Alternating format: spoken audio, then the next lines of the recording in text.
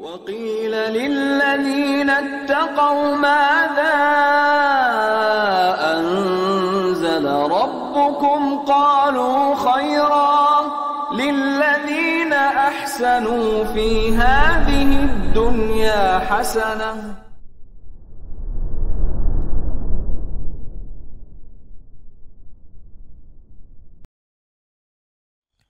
Kemudian fasal berikutnya, yustahabbu an yu'adzina fi awalil waqt. Dianjurkan untuk azan di awal waktu, liyu'liman nasa bi waqti sholati, agar itu bisa memberitahu orang-orang akan waktu salat, fayatahayya'ulha, sehingga mereka bersiap-siap menuju salat. Wa qad ruya anna Bilalan kan yu'adzinu fi awal waqt la yakhrim. Diriwayatkan bahwa Bilal itu azan di awal waktu, la yakhrim, dan beliau yaitu tidak mengakhirkan waktunya, tidak menunda-nunda atau tidak menghilangkan sedikit pun dari lafal-lafal azan.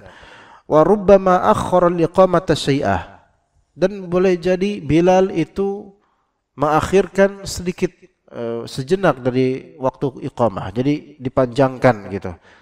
Yang asli segini waktunya agak ditunda sedikit gitu. Jadi azan itu dianjurkan emang awal waktu, sebagaimana yang memang terjadi di mana-mana di Indonesia, alhamdulillah, di awal waktu itu lebih dianjurkan. Ya, apapun keadaannya, ya, awal waktu. Walaupun Isya, misalnya Isya, antum mau masjid ini atau pesantren ini Isya'nya itu nanti jam 8 misalnya, sementara waktu adzan jam 7:06. Jam berapa? Isya jam berapa? Ya. Karena mungkin ada kajian, ada daurah ya di masjid, maka lebih afdal tetap azan di awal, walaupun nanti sholatnya jam 8 gitu loh. Karena azan tetap dianjurkan awal. Isya itu kan memang Rasulullah SAW kadang-kadang mengakhirkan Isya, tergantung dengan bagaimana kondisi jemaah, udah banyak yang belum yang datang. Nah, kalau pun nanti jam 9 baru sholat Isya berjamaah, tetap azannya jam 7:06. Karena azan tetap dianjurkan di awal waktu. Ya. Lagi pas kita kajian, ya azan di awal waktu. Gitu. Qomat kondisional gitu. Kalau misalnya ada tanya jawab ketika di kajian maghrib maghrib ahad, kalau misalnya ada tanya jawab mungkin dia akhirkan sejenak, maka ya itu nggak masalah. Ya, tapi kalau misalnya imamnya pengen afwan Ustaz, on time aja Ustaz, sesuai timer gitu. Ada yang nanya terus ana jawab, di tengah jawaban ana imamnya bilang afwan Ustaz, kita sholat. Maka ini hak imam. Ya ustadznya harus ngalah gitu. Karena ini hak imam, lebih besar haknya. Maka selesai kajian iqamat gitu. Tapi anda yakin nggak bakal kayak gitu ustadz imam di sini ya? Mungkin kayak gitu.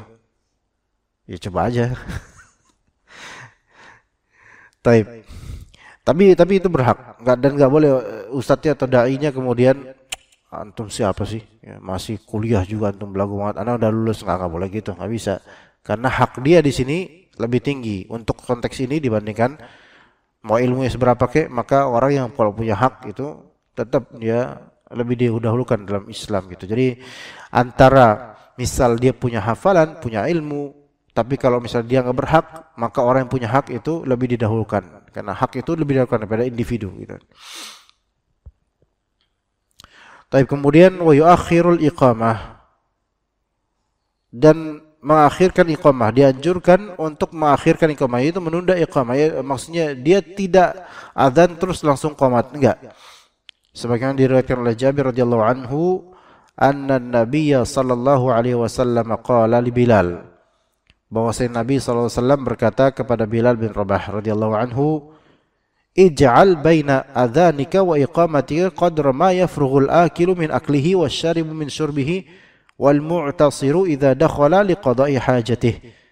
Jadikanlah antara azanmu dan iqamahmu sekadar ya sampai orang yang makan selesai dari makannya. Orang yang minum selesai dari minumnya. Al-mu'tasir, orang yang mau menunaikan hajat, dia selesai dari masalah hajatnya. Yaitu ya kisaran yang biasanya aja kita mungkin 8 menit, 7 menit, 10 menit atau sekitar itu. Kalau subuh mungkin agak dipanjangkan karena banyak orang yang belum bangun mungkin. Maka semua itu berarti kita lihat nih. Nabi kan imam. Bilal itu adalah muadzin dan orang iqamat. Tapi di sini Nabi SAW menyerahkan perkara kepada Bilal. Padahal Nabi imam loh, hak beliau. Kalau misalnya langsung bilang, ayo adzan, harus nurut Bilalnya, karena ini imam, hak imam. Bukan. Kalau misalnya ayo qomat, maka Bilal harus nurut, karena ini hak imam. Ya, adapun adzan kita udah pernah bilang, hak adzan itu haknya muadzin, gitu kan? Adzan itu haknya muadzin. Tapi kalau qomat haknya siapa? Haknya imam. Tapi di sini Rasulullah SAW pada beliau imam, beliau bilang jadikan antara adzan dan iqamahmu sekadar sekian, yaitu orang kalau makan dan minum udah puas dengan itu baru kita qomat. Sekitar berapa? Ya sekitar sekian menit. Uruf kita kalau makan kan paling sekitar sekian menit itu aja umumnya. Ya. Ini seperti indikasi bahwasanya Bilal bin Rabah kadang-kadang adzan kadang-kadang iqamah itu dengan taksiran sekitar segitulah kalau orang sudah selesai makan. Ya mungkin 8 menit sampai 10 menit. Kemudian iqamat mungkin enggak harus langsung melihat ke Rasulullah dan meminta persetujuan Rasulullah. Ya Rasulullah sekarang. Enggak gitu. Ya itu beliau qomat aja gitu loh. Ibaratnya kayak udah timernya, kemudian yang qomat aja. Entah imamnya kelihatan atau enggak misalnya, entah imamnya di samping muadzin atau enggak, entah imamnya di mana, pokoknya kalau emang udah kayak waktunya ya udah kita iqamat aja. Nah, qomat ya qomat. Kalau misalnya imamnya enggak ada, belum datang, ya tunggu. Sebenarnya begitu. Ya tunggu, kecuali kalau emang secara urf bisa dibadal, enggak apa-apa. Kayak misalnya kadang-kadang imam kedua atau imam primer zuhur misalnya lagi kuliah. Ya, terus imam yang pertama juga lagi kuliah. Emang nunggu pulang kuliah gitu? Ya, jam 2 dong nanti gitu kan. Ya enggak, berarti ada yang badal. Nah, ini kembali kepada urf. Nah, kemudian li'awali anna al-iqamata liftitahis shalah. Karena iqamah itu untuk membuka salat, iftitahus shalah. Iftitah itu artinya membuka, ya. Pembukaan untuk salat. Makanya Al-Fatihah itu surat pembuka. Doa iftitah atau istiftah itu doa pembuka. Maka qomat itu iftitah buat salat, membuka orang-orang untuk mulai salat.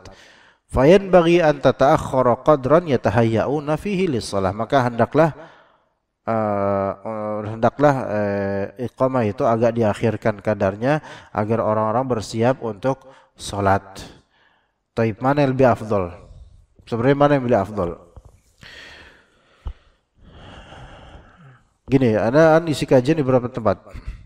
Ada beberapa masjid ketika kita kajian nih, ada masjid yang adzan isya, kan kita kajian maghrib. Masjid ada adzan isya. Kemudian habis azan langsung qomat salat isya.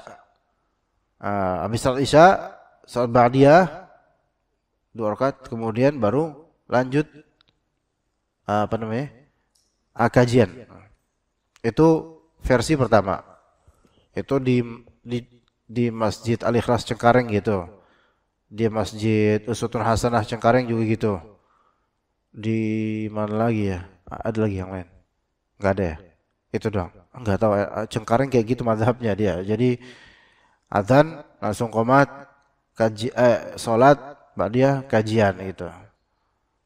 Ya, makanya jadi agak lama sih pulangnya jadinya gitu. Nah, versi kedua, nah ini jumhur kebanyakan dari masjid-masjid, yaitu azan isya terus lanjut kajian kayak di Muhsinin gini. Nah, itu kadang-kadang timer bunyi, masih ada tanya jawab atau ustaz masih jelasin. Nah, nanti baru selesai kajian, baru qomat. Ini kebanyakan masjid yang Anda rasakan kayak gitu. Kalau Anda sebutin satu-satu, hampir semuanya. Al-Muhsinin di sini. Kemudian Masjid Hijau, kemudian wah banyak gitu. Dan mana yang lebih afdol? Kalau kembali ke asal, jelas yang lebih afdol adalah yang kedua ini, yaitu kajian dulu baru adzan, baru iqamah gitu. Karena itu kembali ke asli anjurannya, iqamah, qomat itu agak diakhirkan, itu lebih afdol, itu satu. Tapi disesuaikan juga dengan keadaan. Kalau memang ternyata ya lebih afdol dia dahulukan iqamah karena faktor-faktor lain, mungkin itu lebih baik. Tapi kembali ke asal bahwa ini lebih afdol, yaitu kajian dulu selesaiin, baru kemudian iqamah sampai orang-orang datang. Gitu, orang-orang udah datang. Kemudian dikatakan, nah ini juga pernah kita bahas di kajian malam Ahad malam. Fa in kana lil maghribi jalasa jalsatan khafifatan. Kalau misalnya di waktu maghrib, maka hendaklah muadzin itu duduk sejenak saja. Karena riwayat Abu Hurairah radhiyallahu anhu, anin Nabi sallallahu alaihi wasallam qala, dari Nabi sallallahu alaihi wasallam beliau berkata, julusul muadzin bainal adzan wal iqamah fil maghrib sunnah. Duduknya muadzin antara adzan dan iqamah di waktu maghrib itu sunnah. Tetapi hadis ini sepertinya bermasalah, dhaif ya. Jadi ala kulli hal, pendapat yang menyatakan bahwasanya dianjurkan di azan maghrib untuk mempercepat iqamah, maka itu khilaful asal, menyelisih aslinya, dan dalil tentang itu dalilnya lemah. Maka dikembalikan kepada hukum aslinya, yaitu tetap dianjurkan untuk mengakhirkan iqamah, yaitu tidak langsung setelah azan, sekian menit lah. Ya coba kalau kita bayangin maghrib misalnya nih, apalagi maghrib di Indonesia ini terutama, itu salat yang paling banyak jemaahnya. Nah, berarti kan dari maslahat mereka, ya kalau misalnya dipercepat iqamahnya, maka banyak yang masbuk, banyak yang kehilangan fadilah. Maka lebih afdal kembali ke asal aja. Ya mungkin kalau di kita berapa? 9 menit, 8 menit, oke, khalas itu. Ya. Wa yustahabbu an yuqima fi mawdi'i adzanih illa an yashqa 'alaihi. Likaunihi qad adzana fi makanin ba'id. Nah, ini ada suatu pandangan di sini ya. Dianjurkan dia qomat di tempat azannya, kecuali itu sulit buat dia karena dia azan di tempat yang jauh. Ini gambarkan dulu di zaman dulu sekali, di zaman Qudamah, di zaman Nabi SAW. Azan itu bukan di bagian dekat imam kayak gini, enggak. Azan itu dulu kerap kali di menara atau di atap masjid. Ya, di atap masjid. Ya, dia anjurkan iqamat di tempat dia azan, kecuali sulit. Nah, ini sulit kok, misalnya dia harus mau qomat, naik dulu ke atas, ke menara dulu ya. Maka itu tidak recommended. Ya udah antum azan qomat aja di bersama jemaah di dekat imam, qomat aja situ. Karena apa? Karena azan itu hak untuk masyarakat, sementara qomat itu hak untuk jemaah yang ada di situ. Jadi udah di dalam aja kelas. Ya, karena dia azan di tempat yang jauh, fi makanin ba'id, yaitu di menara, di atap. Harus manjat-manjat dulu. Buat iqamah enggak. Alhamdulillah sekarang Allah Subhanahu wa taala berikan kemudahan. Ya, yaitu ada speaker. Ya, bisa kemana mana ya. Cuman kemudahan ini kemudahan yang disyukuri sebagian muslim dan dikufuri kebanyakan muslim sejujurnya. Amat disayangkan, kebanyakan muslim kufur nikmat. Sebenarnya adanya fasum atau masjid ya. Subhanallah, adanya fasum atau masjid. Sholatnya waktu di sini gitu kan. Itu kemudian kita ini yang di wahana enggak mensyukuri, enggak attend, enggak datang ke masjid artinya nggak pernah mau ke masjid, hatta tetangga masjid, itu sebenarnya kufur nikmat dan akan ada hisab yang tidak ringan di akhirat gitu loh. Berat sebenarnya, nggak ringan. Orang mikirnya oh masjid, oh itu, oh DKM-nya gitu, oh orang mikirnya gitu, subhanallah, nggak mikir keselamatan dirinya. Ya, kadang ada sebagian warga itu lebih mikir, ah tuh DKM bermasalah tuh, ah tuh gimana sih panitia, ah tuh seolah dia yang akan menghisap orang lain di hari akhir, dia akan menjadi penjuru selamat gitu loh, dia orang lain. Padahal lah ini yang komentator ini rata-rata malah justru jarang ke masjid. Ya. Yang justru jarang ke masjid untuk dirinya sendiri itu nggak menyelamatkan gitu. Tapi ngapain kok kemudian pengen nyelamatin DKM, pengen nyelamatin masjid, subhanallah. Ya. Ya subhanallah. Padahal ini udah dimudahkan loh sama Allah Subhanahu wa taala ya, dengan tidak perlu azan itu di atap, enggak perlu pakai menara terus di menara, enggak perlu qomatnya di atas, udah ada ini. Ya qomat pun qomat kedengeran, anak aja yang misalnya blok T berapa lupa tuh. T berapa sih itu? T sekian lah, T6 apa T berapa ya? Itu aja kedengeran kok di sini gitu loh. Ya, apalagi kalau yang azan Ustadz Imam Ustadz siapa sih? Namanya siapa sih? Ayo Ustadz Ansor misalnya. Iya, khas banget. Kemudian kalau beliau juga azan subuh kadang-kadang merdu gitu, masya Allah, sehingga menambah kekhusyuan untuk tidur. Nah, ya masya Allah, itu tuh kedengeran gitu loh. Sejauh itu kedengeran gitu loh. Lah kalau tetangga-tetangga terdekat makin dekat kan makin kedengaran harusnya. Kalau nggak datang itu sebenarnya harus gimana lagi seseorang untuk betul-betul ke agamanya gitu loh. Kalau sudah dipanggil ini, kita dipanggil sama orang tua, ya. Orang Betawi zaman dulu, kalau dipanggil sama orang tua kandung, maksudnya orang tua gitu, bapak ibunya atau kakek neneknya, tong gitu. Dia jawab, gitu aja, itu udah ngaselin bagi orang tua. Dulu kan jawabnya baik gitu. Tong, baik gitu. Baik dari kata labbaik, ya, dari bahasa Arab, karena orang Betawi itu kan campuran Cina, Melayu, sama Arab gitu. Jadi ada lafal-lafal Arabnya. Baik. Itu halus, itu bagus.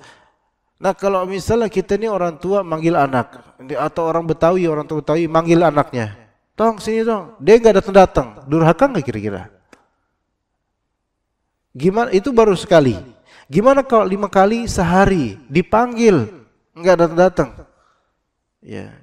Mudah-mudahan khatib, ya mungkin khatib Muhsin atau di masjid manapun, mudah-mudahan merefill atau mengungkap hal ini ke jemaah gitu loh, supaya tergugah, oh iya, kita durhaka, kita banyak kedurhakaan gitu loh. Kalau mungkin sekali karena uzur atau sekali karena malas, mudah-mudahan Allah maafkan. Tapi kalau baru datang ke masjid ketika mau disolatin karena udah jadi jenazah, kira-kira gimana? Ya, subhanallah. Padahal yang akan mensolati kita siapa? Kaum muslimin yang ada di dekat rumah kita gitu loh. Masa kita nunggu mereka solatin baru kita mau bersama mereka gitu? Ya subhanallah. Ya, coba sekarang antum pikirin deh ya, gini apa? Ya alhamdulillah kita ke masjid, insyaallah. Ya alhamdulillah. Allah semoga istiqamah dan Allah beri hidayah terus. Pikirin loh, kita mati nanti siapa yang sholatin coba? Kita dapat komunitas muslim di sini aja udah alhamdulillah. Coba kalau kita ada hidup di Bali, hidup di Papua atau Irian Jaya, hidup di pedalaman orang-orang Nasrani, antum gak usah jauh-jauh aja, antum ke dalam-dalamnya kampung sawah, itu kan rasanya asing banget, gak enak rasanya. Nasrani Batak, Nasrani ini, gak enak. Ini udah alhamdulillah muslimin. Kita kalau nanti wafat ada yang nyolatin. Kalau kita misalnya wafat di rumah sakit tertentu, ada servis dari masjid berupa mobil jenazah. Subhanallah. Ya, udah alhamdulillah gitu loh. Oke, mau kemana lagi gitu loh. Mau apa lagi sih yang kita cari? Alhamdulillah udah masjid. Alhamdulillah bersyukur banget kan ini. Kalau kita misal pindah deh, misal darurat kita pindah dari wahana ke suatu tempat, belum tentu tempat yang kita pindah berikutnya lebih enak daripada ini. Ya, ya alhamdulillah, syukur banget dah dengan adanya semua yang Allah mudahkan ini, semoga langgeng dan juga semoga Allah berkati istiqomah. Ya alhamdulillah. kita dapat komunitas muslim, ada teman-temannya sama-sama kita ngaji, sama-sama berjamaah. Kalau kehilangan wafat satu, kita ngerasa kehilangan kayak member gitu, sama-sama sholat bareng. Dia teman saya sholat, dia teman saya ngaji, dia teman saya waktu ke masjid, dia kita ngobrol. Itu akan diingat, bukan dunia loh itu, bukan hanya dunia, sampai akhirat, subhanallah. Nah sekarang bayangkan, setelah Allah Ta'ala berikan karunia pada kita ini, alhamdulillah, semoga istiqamah. Bayangkan saudara-saudara kita yang masih belum tergugah gitu loh, untuk mendapatkan kenikmatan ini gitu. Anak kadang-kadang kalau misalnya kajian ke Masjid Hijau, karena Anda lewat sini nih, kalau Masjid Hijau kan lewat situ, biar lebih enak gitu lah. Kadang Anda menemukan sebagian dari antum jalan, ya kayak kemarin tuh masih ke Masjid Hijau, hari apa kemarin ya, Ahad kemarin ya, itu kan kabut itu. Hari malam, Ahad pagi, Ahad subuh, itu kabutnya lumayan itu loh. Tapi dengan kabut itu Anda lihat beberapa ikhwan, dengan gelapnya daerah situ tuh ke masjid. Subhanallah, Anda salamin, assalamualaikum gitu. Itu berkali-kali kalau pokoknya kalau anak ke Masjid Hijau atau apa, kan kadang pas lagi azan gitu kan. Tuh Masya Allah, itu coba sekarang kata Nabi SAW, Bashiril Masya'ina, Bashiril Masya'ina fi dhulami ya nuran ya, atau kama qala Nabi SAW, berikanlah kabar gembira pada orang-orang yang berjalan di kegelapan, mereka akan mendapatkan cahaya yang sempurna di hari kiamat. Ya, kegelapan apa? Sebenarnya ini sangat-sangat relevan dengan keadaan di area sekitar wahana ini. Ya, Anda kalau dari Blok T nggak begitu gelap-gelap amat sebenarnya, karena ya lumayan lampu, apalagi daerah dekat gerbangnya. Tapi antum-antum yang sana tuh kan agak gelap tuh lewat situ atau lewat mana gitu, Anda lewat agak gelap gitu. Ya Masya Allah, inilah realisasi dari hadis Nabi SAW. Semoga Allah berikan kita cahaya di hari akhir. Dan juga sini, belum yang dari kampung ya. Nah itu kan jalan turun, meleng dikit, gelundung-gelundung. Ya. Pahalanya besar insya Allah, tapi nggak enak. Nah misalnya kayak gitu, ya subhanallah, nikmat sebenarnya. Ya ikhwan, nikmat, alhamdulillah nikmat. Anda nggak tahu, antum kenal, Anda ada sedikit cerita di sini ikhwan, yang hari Senin kemarin, ya hari Senin asar, ya kan itu kan ada biasanya anak-anak yang mau TPA gitu, mau ngaji gitu kan. Anda nggak tahu antum kenal apa nggak anak ini, tapi semoga Allah jaga anak ini insyaallah. Nggak tahu sebagian antum menyadari atau enggak, ketika itu ada soft pertama dan kemudian ada soft kedua. Di sini ada pria dewasa, di situ ada anak kecil, dan di sana di belakang Pak Fendi di sana ada anak yang mau ikut TPA, anak kecil, anak SD gitu. Dia lagi nulis. Ana masuk, kan? Ini udah masbuk ana, masbuk 2 rakaat. Ana masuk, lihat itu anak. Bilang, salat. Terus dia bilang, enggak, lagi ngerjain PR. Dia ingin membenarkan perbuatannya, yaitu membiarkan orang sholat berjamaah, sedangkan dia seolah-olah berbuat baik dengan mengerjakan PR buat nanti di kelas TPA itu. Enggak, sholat wajib, sholat ayo. Anak bilang gitu, anak paksain dengan muka tegas gitu. Nah, dia kayak agak terpaksa gitu, tapi masih beralasan lagi ngerjain PR gitu, untuk mentabrir dan menjadikan ini tuh perbuatan baik. Walaupun saya nggak sholat, yang penting kan saya ngerjain PR. Kita nggak boleh ngalah teman-teman ikhwan. Kita ini, dan pengen Anda juga katakan kepada teman-teman juga yang nanti di kajian Ahad, kita ini anggap bertanggung jawab terhadap anak-anak ini gitu loh. Betul itu bukan anak-anak kita, tapi maksudnya ketika mereka bercanda dan kita mampu untuk menegur, menasihati, ketika mereka nggak ikutan sholat, padahal ini lagi pada sholat, suruh mereka sholat. Walaupun bukan anak kita, karena ini masa depan muhsinin mereka ini. Nanti mereka suatu saat bisa jadi DKM atau apa, kita nggak tahu. Ya, nah, maka akhirnya dia ikutan. Ya, Anda juga nggak rela ada anak seperti itu, maksudnya. Kalau dibiarkan, nggak ada yang ngasih tahu, ya. Nanti akan menganggap bahwa saya perbuatan ini benar, Pak. Dan mungkin teman-temannya ada yang ikutan nanti, merasa yang gua sholat nggak harus, yang penting saya ngerjain PR. Ini salah besar. Itu kalau sampai gede dibiarin bisa bahaya itu. Dia bisa meninggalkan sholat demi sesuatu yang lebih ringan daripada sholat. Oke, akhirnya sholat. Dan Anda melihat ini sejelek-jelek anak yang sholat. Sejelek-jelek anak yang sholat. Ketika dia sholat, kan ruku nih, rakaat ketiga. Anak udah ruku, dia ruku. Itu, apa-apa Pak Ikhwan ruku di sini, ya. Bagian belakangnya Pak Ikhwan ditol-tol sama dia. Ini kurang ajar. Kan, anak siapa sih ini? Langsung anak kan sholat anak nggak khusyuk, langsung ini anak ganggu juga nih. Nggak khusyuk, lagi ruku orang dewasa, orang bapak-bapak lagi pada ruku, malah di udah gitu anak ngelihat lagi, aduh, coba nggak ngelihat kan lebih tenang anak sholat. Tapi ini ngeliat nih anak siapa sih? Kan? Maka kemudian sholatnya nggak bener sama sekali. Aduh, bukan nggak bener biasanya anak kecil, bukan. Tapi ini emang kayak bener-bener sompral sholatnya, songong gitu loh. Maka ternyata masbuk, kita kan masbuk dia 2 rakaat, anak masbuk 2 rakaat. Maka kita bangkit berdiri untuk meneruskan 2 rakaat berikutnya. Dia baca Al-Fatihah dengan noraknya gitu. Radolin amin gitu. Keras-keras, mungkin sebagian antum nyadarin ketika itu apa enggak kalau ada ketika itu. Anda kesel sebenarnya itu ngeliat kayak gini, gimana kita coba kedengeran banget soalnya gimana ya, kesel juga gitu. Sampai dalam hati berazam, lihat nanti saya pengen tahu siapa bapak kamu, awas loh nanti. Pokoknya selesai sholat, gue tanya mana bapak lo gitu. Rumah lo di mana? Memang berazam, Anda pengen datengin bapaknya gitu loh. Karena ya kalau nggak didatengin, dibiarin, ini akan gitu terus dan bisa membuat anak-anak lain keikut nanti suatu saat. Oke. Ya, pengen tahu di blok mana nih tinggal nih kan. Nah, selesai sholat, ya dia selesai duluan dong. Namanya anak kecil kan insya Allah lebih cepat sholatnya. Dia selesai dan ya antum pasti tahu kayak gimana selesai sholat. Dan dia bersalah. Kira-kira kabur nggak tuh anak? Kabur. Sampai sini mau diceritain aja nggak Pak? Apa udah selesai? Kabur keluar. Habis itu Anda udah selesai, assalamualaikum warahmatullahi wabarakatuh. Kabur, memang udah biasa dah anak-anak kayak gitu. Main di situ dia tuh, di luar. Kayaknya dia tahu gitu, sebagai insting anak yang ngeliat om-om yang galak kayak gitu. Kan?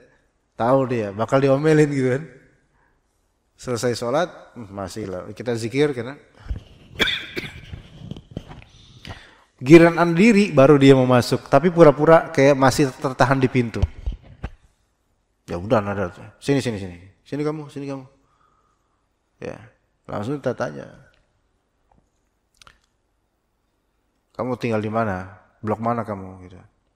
Emang benar pengen anak samperin bapaknya nanti, insya Allah gitu. Bapak kamu siapa? Mana bapak kamu? Bapak saya udah meninggal om. Gitu. Ya astagfirullahaladzim. Orang langsung gak enak sih. Ya Allah. Beneran wallahi, Bapak di sini ngomong di sini. Bapak saya udah meninggal om gitu. Pak apa om lupa ya? Bapak saya udah meninggal gitu. Ya Allah, langsung gak enak. Anak tuh tadinya udah kesel sama dia, langsung mulai turun langsung. Udah nggak bisa, anak kesel. Astagfirullahaladzim. Ya Allah gitu. Oh gitu ya. Itu kayak udah spontan gitu, anak langsung kesian. Mulai kesalahan-kesalahan tadi itu mulai buyar gitu di anak. Langsung anak lulus sekolah, ya Allah, kesian. Kamu tinggal di mana? Blok apa? Saya di atas om, gitu. Oh alah orang kampung gitu kan, bukan orang wahana. Ya udahlah orang kampung namanya juga kan ya, edukasinya mungkin beda gitu kan. Ya maksudnya bukan meremehkan orang kampung, bukan, tapi ya antum tahu sendirilah kesimpulan itu. Nah, ya udah ibu kamu di rumah gitu. Ibu saya juga udah meninggal om. Aduh, tambah nggak bisa ngomong. Ya, ini mah nggak bisa diomelin ini mah. Ya Allah, udah keluar nggak enak kan ngomong di sini kan nggak enak ngeliat dengar orang mati gitu kan. Ya udah keluar. Kamu tinggal di atas sama siapa? Sama nenek saya om gitu. Ya Allah, nggak jadi marah deh gua gitu kan. Terus yang kasih kamu duit siapa? Kamu punya jajan nggak? Nggak punya om. Kalau punya duit saya pengen bawa, saya pengen nabung buat ke Mekah. Aduh tambah, ini mah nggak bisa marah saya apa gitu. buat ke Mekah lagi. Udah gitu anak insya Allah nanti Selasa anak berangkat insya Allah untuk umrah insya Allah. Jadi jika astagfirullahaladzim ini mah kayak gini mah bukan buat dimarahin, ya Allah ini kesian. Itu ada anak TPA sini kawan. Kenal Pak? Iya. Robi namanya. Itu. Emang bandel ya? Gimana? Ngeselin nggak? Iya, tapi ngeselin kan. Cuman coba lihat kita belajar ibrohnya dari situ apa ya? Ini orang anak-anak sekecil ini itu udah nggak lengkap orang tuanya. Edukasi kurang, kehangatan keluarga nggak dapet.